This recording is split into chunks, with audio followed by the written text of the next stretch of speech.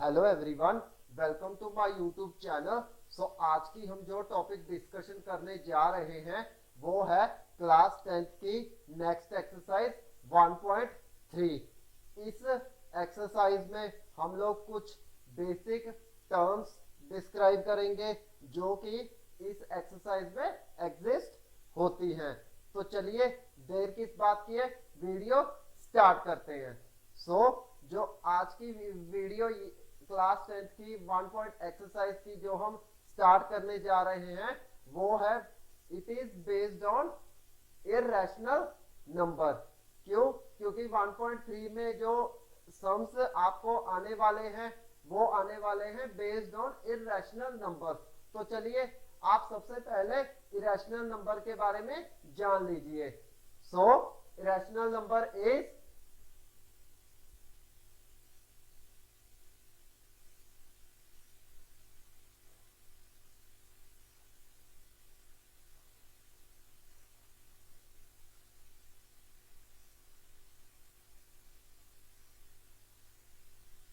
Basically irrational numbers क्या होते हैं? ये वो नंबर होते हैं जो रैशनल के बिल्कुल ऑपोजिट होते हैं। ये रियल नंबर्स में एग्जिस्ट भी करते हैं, यानी कि ये जो इरेशनल नंबर्स हैं वो p अपॉन q की फॉर्म में एक्सप्रेस नहीं होते, यानी कि इनको हम लोग p अपॉन q की फॉर्म में एक्सप्रेस नहीं कर सकते। हमारे पास इरेशनल नंबर्स क्या हो आ गए? those numbers which have exist in real numbers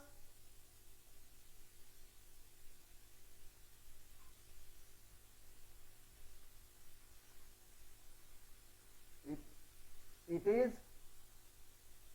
also opposite of rational numbers, that is these numbers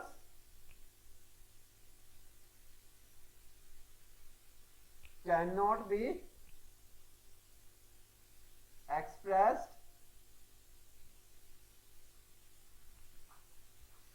in the form of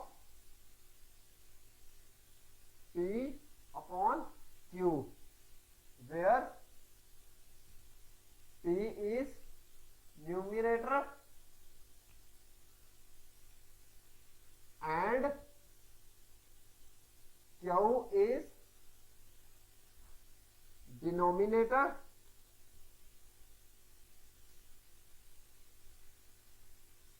and q is not equal to 0।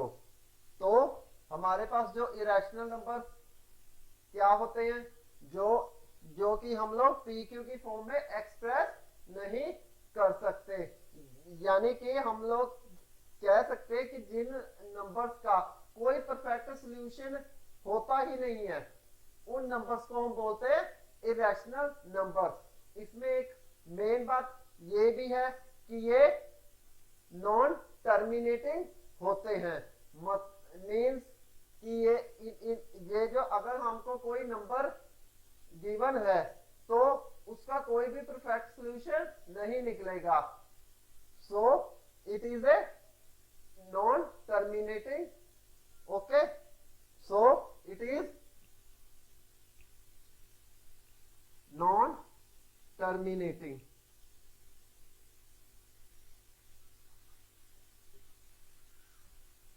अगर हमें कोई नंबर दिया गया है उसका हम परफेक्ट सॉल्यूशन निकालना चाहते हैं और जिन नंबर का परफेक्ट सॉल्यूशन नहीं निकल रहा, मान लो हमारे पास 2 ऐसे नंबर्स हैं जिनको डिवाइड करना है सिंपल फॉर्म में, तो जब उनमें से जो डिजिट रिपीट होते रहते हैं उनको हम बोलते हैं नॉन टर्मिनेटिंग। ओके, इसकी हम एग्जांपल्स देखते हैं। कि क्या क्या इस कौन कौन से नंबर एग्जिस्ट होते हैं। So for example √2, √3, √5 and pi up to so on. Okay, so in these examples these are exist in irrational numbers.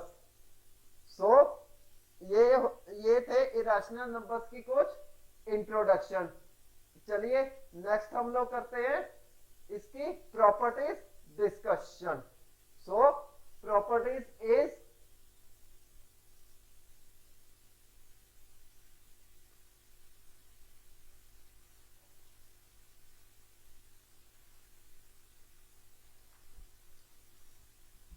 इसकी फर्स्ट प्रॉपर्टीज तो यही होगी कि it is a non terminating,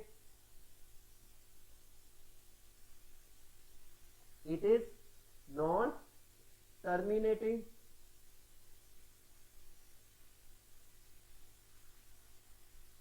second है they are exist in real numbers, मतलब कि real numbers में तो बहुत सारे नंबर्स एग्जिस्ट हो जाते हैं, यानी कि बहुत सारे टाइप्स ऑफ नंबर्स क्या है इंक्लूड होते हैं रियल नंबर में।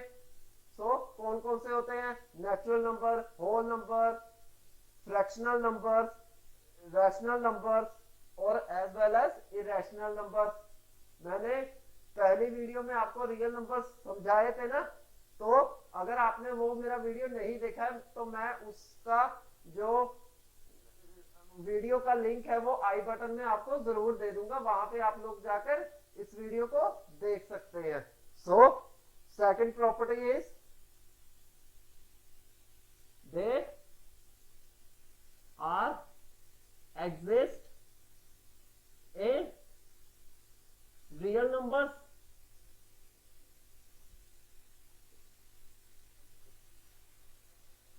थर्ड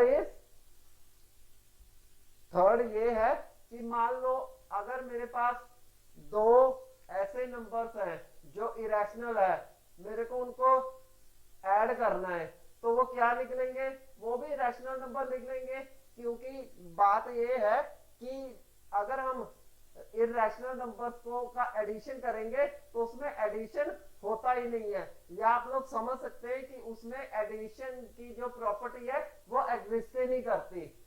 जो आपको दो नंबर्स दिए गए हैं, अगर मान लो आपको दिया गया कि these are two numbers are irrational number, we can add, तो आप लोग क्या कर पाओगे, हम लोग कोई भी इसको ऐड अप नहीं कर सकता क्योंकि इसमें कोई परफेक्ट सॉल्यूशन देना ही नहीं है। तो इसकी थर्ड प्रॉपर्टी क्या हो गई,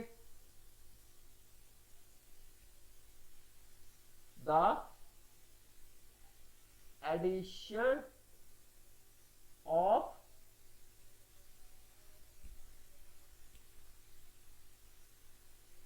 टू irrational numbers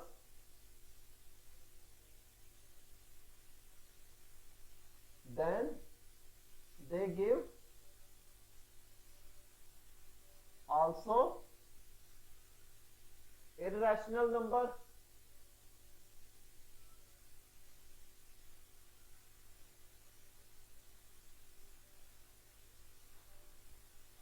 आपके पास 2 मिनट है, अगर आप ये नोट करना चाहते हैं तो नोट कर सकते हैं।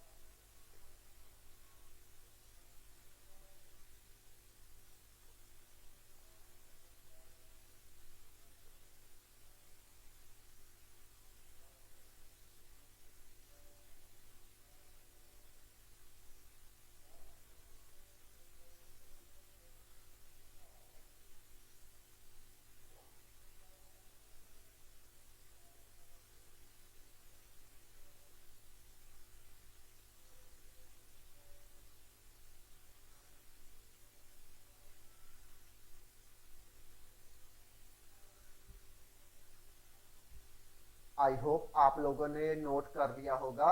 अगर आप नोट नहीं कर पाए हैं तो वीडियो को बैक करके भी, पॉज करके भी आप लोग इसे नोट कर सकते हैं। सो इसकी फोर्थ प्रॉपर्टी है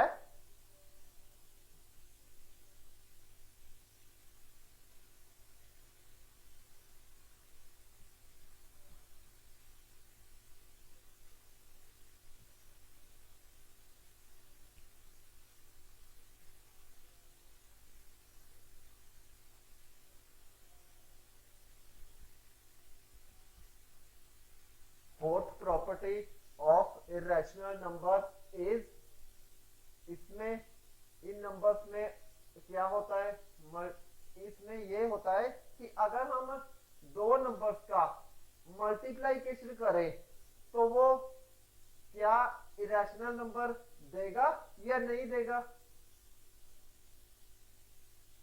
इसमें क्या होगा कि दो नंबर इरेशनल नंबर हमें दिए गए हैं, उनको क्या ये देगा, क्या ये इरेशनल नंबर देगा या नहीं। इसमें दो चीजें एग्जिस्ट होती है, या तो ये इरेशनल नंबर दे देगा या तो ये नहीं देगा। ये इरेशनल नंबर कब कब देगा कि ये रैशनल नंबर बन जाए, कि इनमें ये एग्जिस्ट होना चाहिए कि दो इरेशनल नंबर सेम होने चाहिए। कैसे, चलिए हम आपको बताते हैं। The multiplication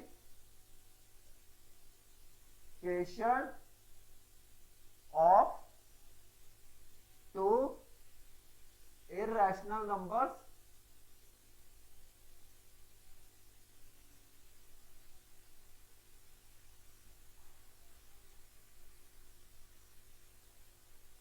may or may not be exist। Okay, so ये प्रॉपर्टी क्या शो कर रही है, ये शो कर रही है कि हमारे पास अगर दो इरेशनल नंबर्स है तो वो एग्जिस्ट भी हो सकते हैं, नहीं भी एग्जिस्ट हो सकते। मतलब कि इसमें अगर दो आपके पास सेम नंबर इरेशनल नंबर है तो उनका कुछ ना कुछ सॉल्यूशन आ जाएगा, अगर डिफरेंट है तो वो आ नहीं सकता। Example, now we can take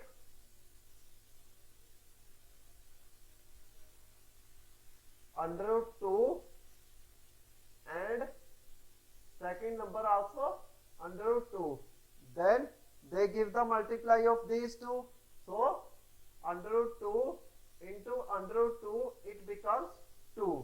okay, under root 2 is a rational number, under root 2 this is a also a rational number, they both are same, then we get the multiplied and they give a perfect solution, that is it is a rational number।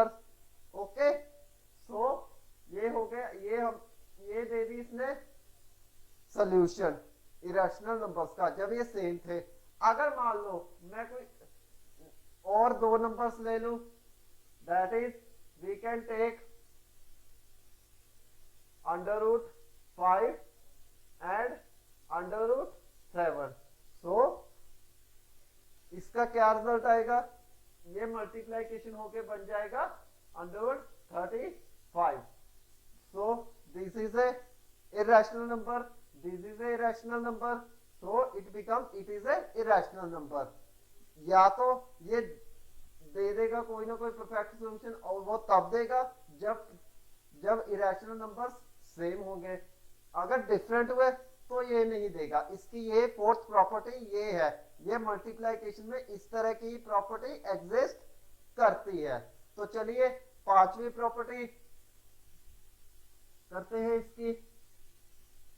Fifth में ये होता है कि अगर हम मान लो हमारे पास दो नंबर्स है, अगर हम उनका एलसीएम फाइंड आउट करें अगर दो इरेशनल नंबर का, तो वो क्या देगा, सिर्फ इसी तरह की है, उसमें भी या तो वो एग्जिस्ट हो जाएगा या तो नहीं होगा। सो the LCM of two irrational numbers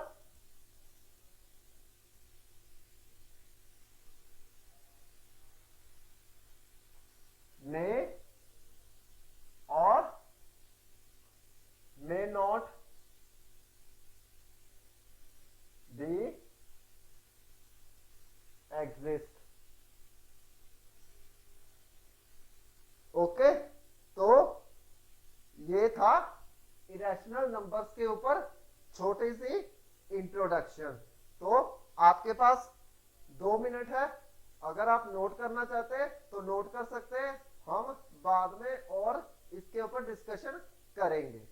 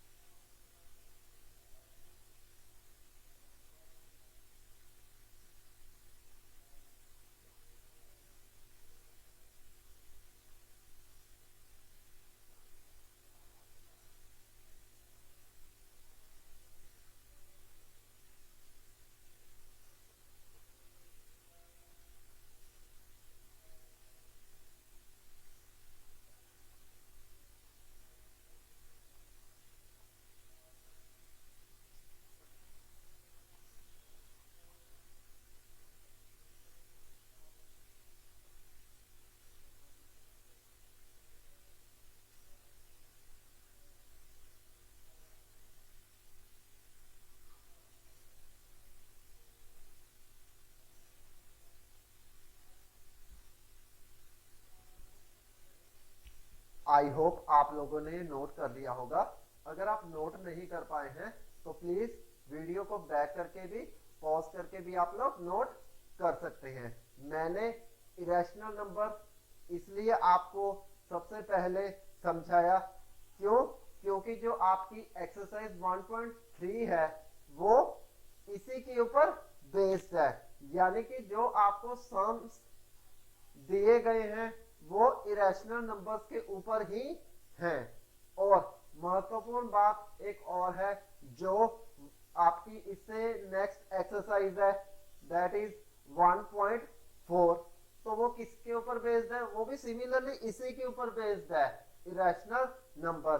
तो अगर आपको दिया जाए कि prove that √3 is a irrational number, तो आप कैसे फाइंड आउट करोगे?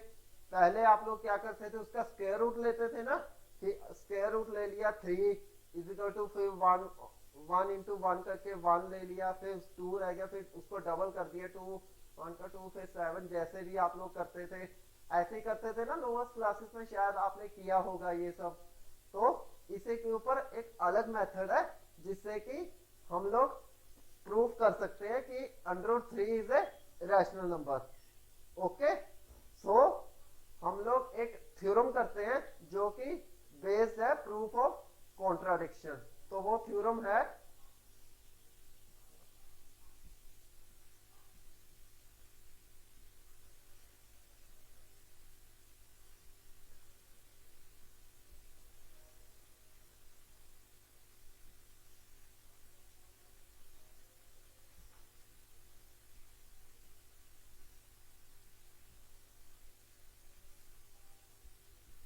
Theorem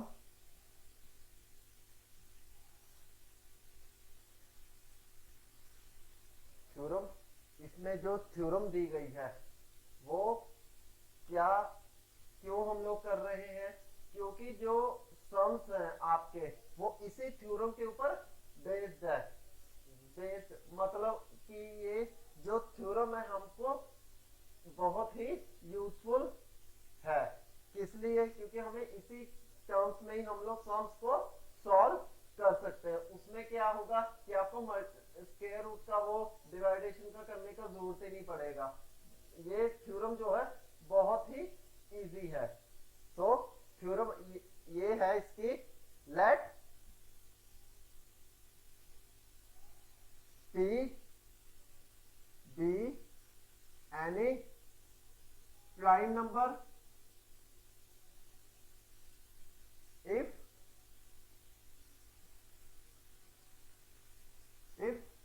p divide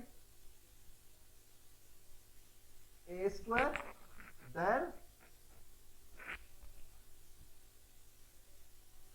p is also divided by a, where a is any positive integer.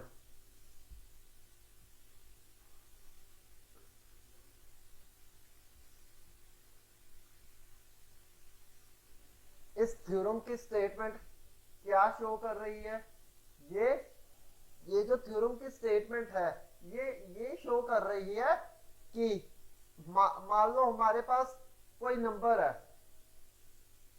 Okay, तो हम लोग पिछले थ्योरम में हमने पढ़ा है, फंडामेंटल थ्योरम ऑफ अरिथमेटिक में हम लोग क्या करते थे, उसमें ये करते थे ना कि एक नंबर दिया गया उसकी प्राइम फैक्टराइजेशन में करते थे ना, मतलब उसका एक नंबर दिया गया उसकी फैक्टराइजेशन करनी है as a product of prime, यानी कि उसमें प्राइम नंबर्स इंक्लूड होते थे। तो हम उसी का यूज करके ये थ्योरम को हम लोग सॉल्व करेंगे, यानी कि जो इसने स्टेटमेंट दी गई है बिल्कुल ही उसी के ऊपर बेस्ड है। तो हम इसने क्या बताया कि हमारे पास p क्या है, कोई प्राइम नंबर है, ओके, वो p क्या कर रहा है, हमारे पास जो नंबर दिया गया है जिसकी हमें प्राइम फैक्टराइजेशन करनी है, तो वो p क्या करेगा, उस की स्क्वायर, उस वाले नंबर के स्क्वायर को अगर वो डिवाइड करता है तो वो ये उस फिर बाद में उसके बाद क्या प्रूव करना है कि वो ये प्रूव करना है कि उसके a को भी वो डिवाइड कर सकता है। a क्या है हमारे पास, पॉजिटिव इंटीजर। सो स्टार्ट करते हैं proof, okay, let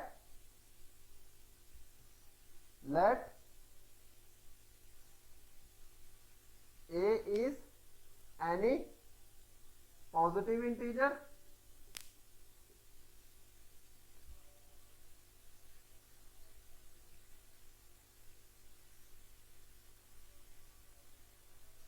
now we can factorize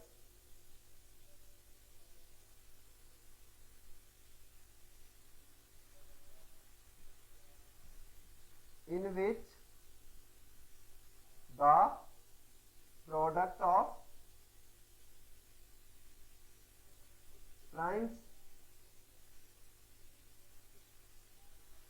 तो ये क्या आ गया, a is equal to p1 into p2 into p3 up to so on pn, okay.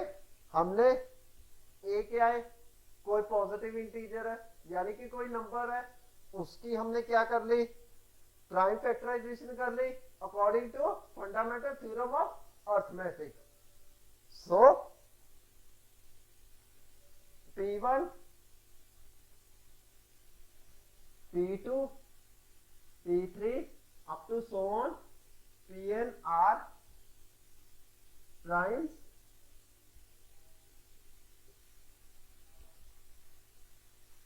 This is equation number 1.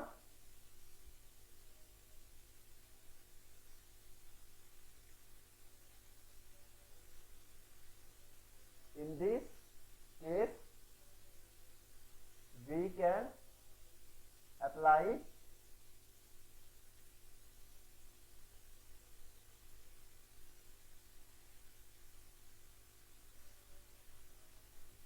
fundamental theorem of arithmetic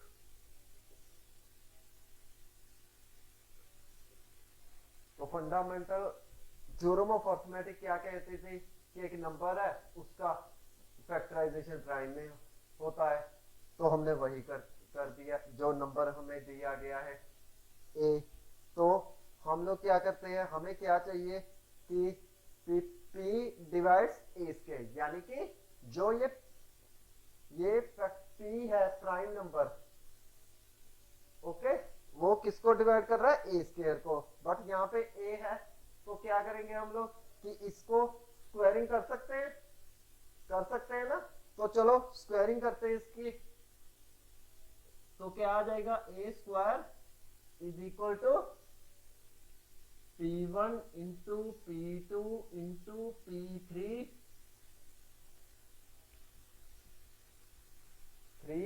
up to Son pn whole square. Okay, इसको कैसे represent कर सकते हैं, इसको ऐसे represent कर सकते हैं कि ए square is equal to p1 into p2 into p3 up to Son pn and into p1 into p2 into p3 up to Son pn। Okay, हमारे पास जब हमने स्क्वायर की तो हमारे इसको हमने बाद में इस टर्म में रिप्रेजेंट कर लिया, ए स्क्वायर को p1 into p2 into p3 up to Son pn into p1 into p2 into p3 into pn। Okay, so next step is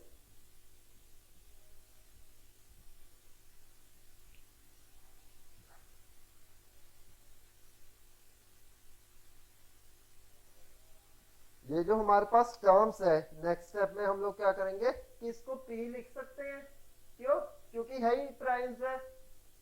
okay, तो हमारे पास p क्या था, वो भी प्राइम नंबर था, तो इसको लिख सकते हैं where p1 into p2 into p3 up to सोन is equal to p। Okay, चाहे तो ये ऐसे रिप्रेजेंट कर सकते हैं, p is a prime number. Okay okay, so ये क्या आ गया, a square is equal to p into p। अब नेक्स्ट स्टेप कैसे रिप्रेजेंट करना है, मैं इसको ऐसे रिप्रेजेंट कर सकता हूं क्या कि ए square is equal to p is equal to p। Okay, क्यों, क्योंकि हमें स्टेटमेंट में दिया गया था, गिवन था कि p डिवाइड्स ए स्क्वायर, तो ये आ गया।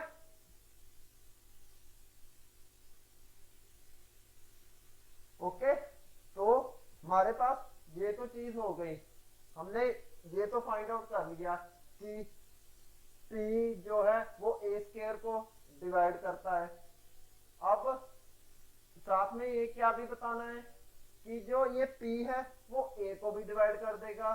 तो आप लोग क्या करो, जो फर्स्ट इक्वेशन है उसको भी रिप्रेजेंट कर दो।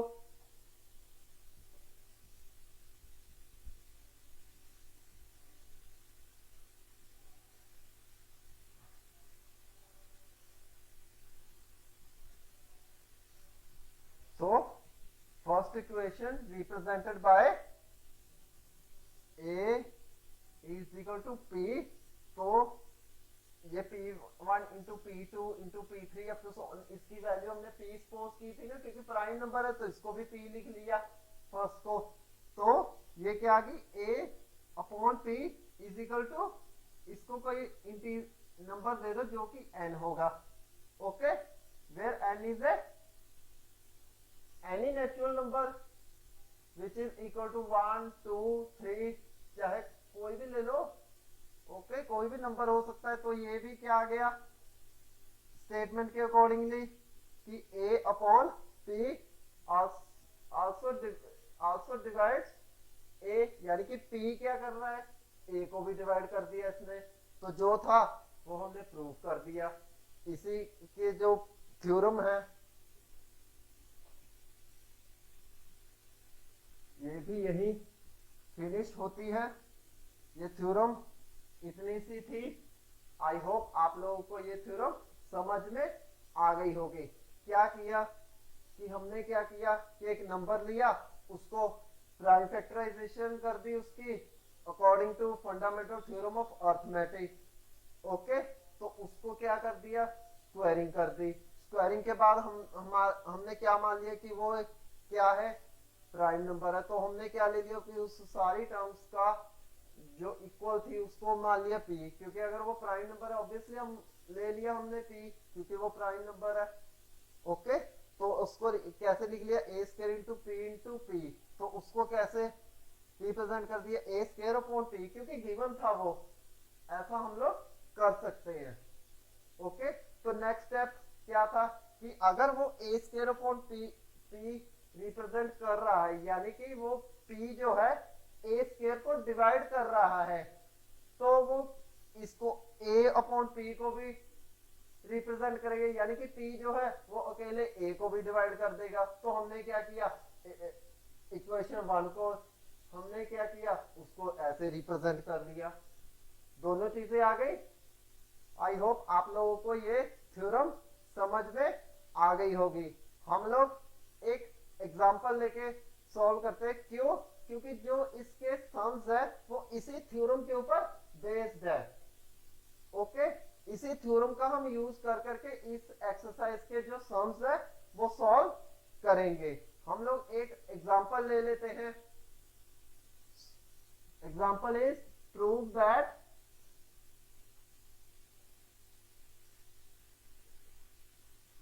under root 2 is a irrational number।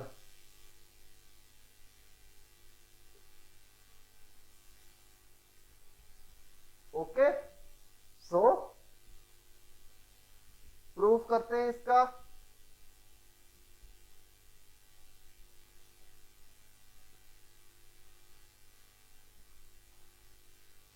Proof कैसे होगा, हम लोग क्या करते हैं कि एज्यूम कर लेते हैं कि हमारे पास जो अंडर रूट 2 है वो रैशनल नंबर है।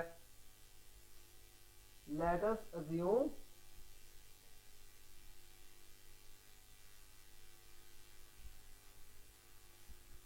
Under root 2 is a rational number.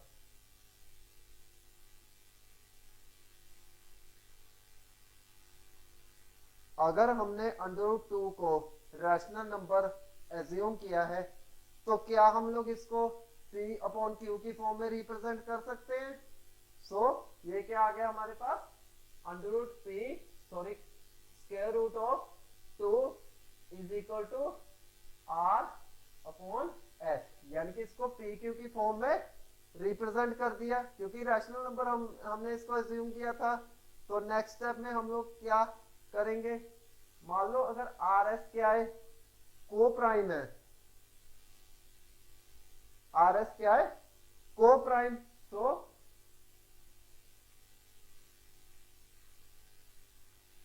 जो इनका कॉमन फैक्टर होगा वो क्या आ जाएगा, 1, क्योंकि को प्राइम में क्या एग्जिस्ट होता है कि वो दो नंबर्स एग्जिस्ट होते हैं को प्राइम्स जिनका कॉमन फैक्टर 1 होता है।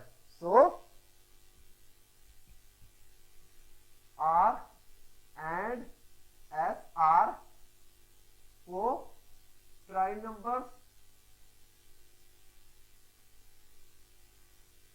that is they both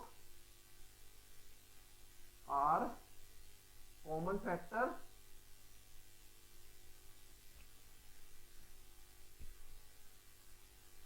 1। First equation. अब अकॉर्डिंग टू थ्योरम इसको क्या कर लो आप लोग,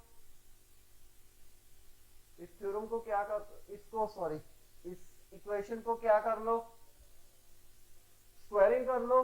तो स्क्वायरिंग करके क्या आ गया, 2 is equal to R square upon S square. तो एस स्क्वायर हमारे पास क्या आ गया, इसको ऐसे रिप्रेजेंट किया जा सकता है।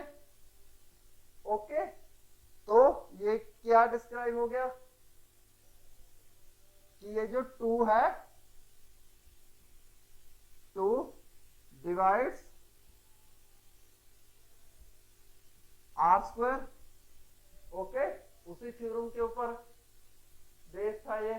अगर ये 2 आर स्क्वायर को डिवाइड कर रहा है तो ऑब्वियसली हम लोग फॉलो कर देते हैं, it is 2 is also divides R. Okay, क्योंकि हमने प्रूव क्या किया था कि अगर वो उसके स्क्वायर को डिवाइड कर रहा है नंबर तो ऑब्वियसली उसके सिंगल प्रोडक्ट को भी वो डिवाइड कर देगा। Okay, so next step is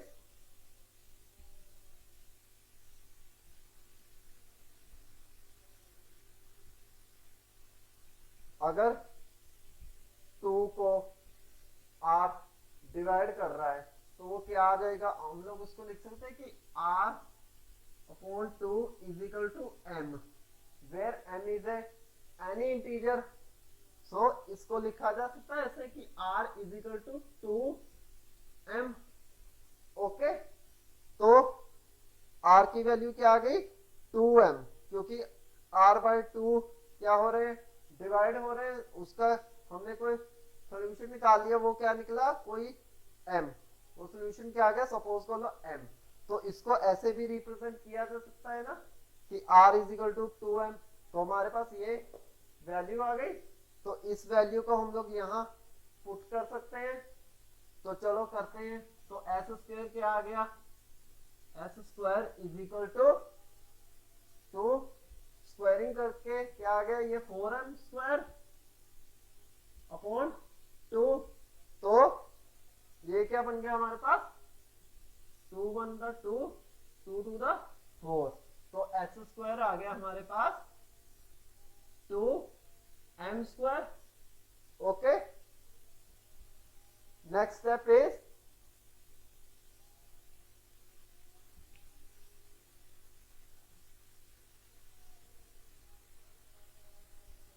next step क्या होगा, इसको एस स्क्वायर को ऐसे रिप्रेजेंट कर सकते हैं कि S square upon 2 is equal to m।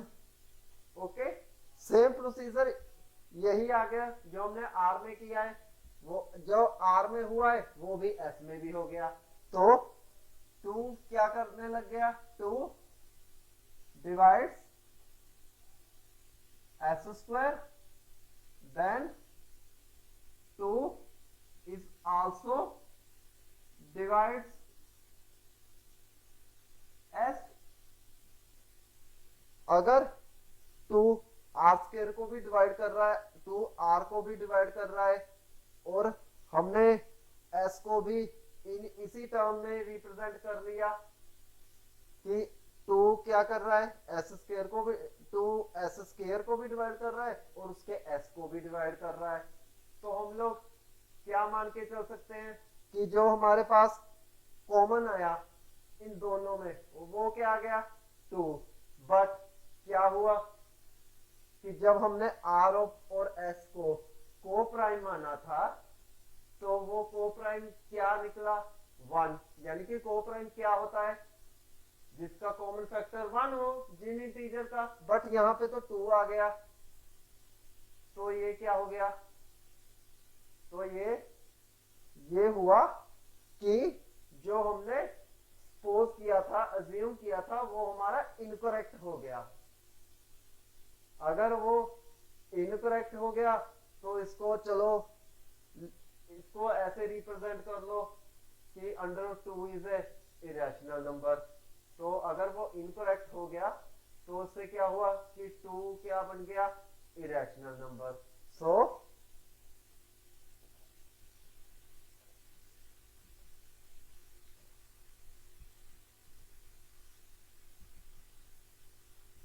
when R and S have common factor of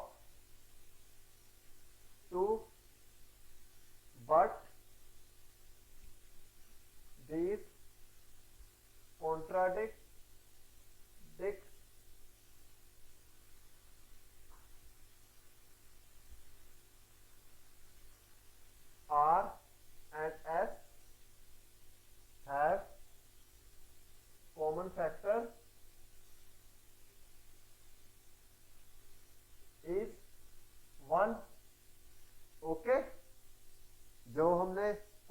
बनाना था ROS को, उसका कॉमन फैक्टर क्या होना चाहिए था 1, बट इसमें 2 आ गया, इसलिए वो हमारी जो अजम्पशन थी वो इनकरेक्ट हो गई। √2 को क्या हो गया, इरेशनल नंबर हो गया। सो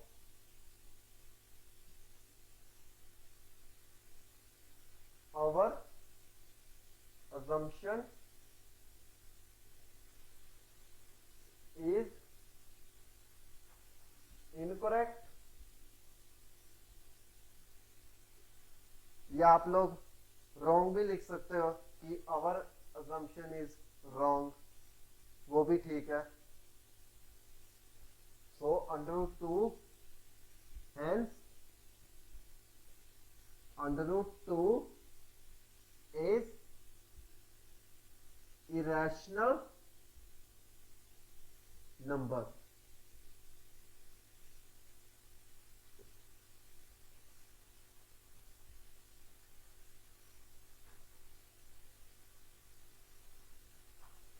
तो ये थी √2 की इरेशनल नंबर, हमने प्रूव करके दिखा दिया। इसमें जो एक्सरसाइज 1.3 है वो इरेशनल नंबर्स के ऊपर ही बेस्ड है। ओके, उसमें हम लोग एक थ्योरम यूज करेंगे जो कि है based on proof of contradiction, यानी कि जो उस थ्योरम में कर रहे हैं वही हमें बताएगी कि हमारे पास जो नंबर गिवन है वो इरेशनल नंबर्स हैं। तो चलिए आज की वीडियो हम यहीं पे फिनिश करते हैं। नेक्स्ट वीडियो में हम लोग एक्सरसाइज 1.3 के कुछ क्वेश्चन सॉल्व करेंगे।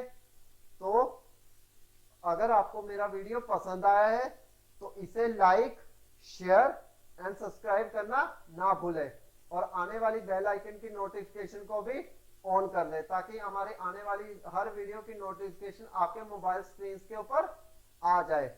और सबसे महत्वपूर्ण बात जो मैं आप सभी भारतवासियों से कहना चाहता हूँ, प्लीज मास्क पहनते रहे, सोशल डिस्टेंसिंग का पालन करते रहे और समय समय से हाथ धोते रहे।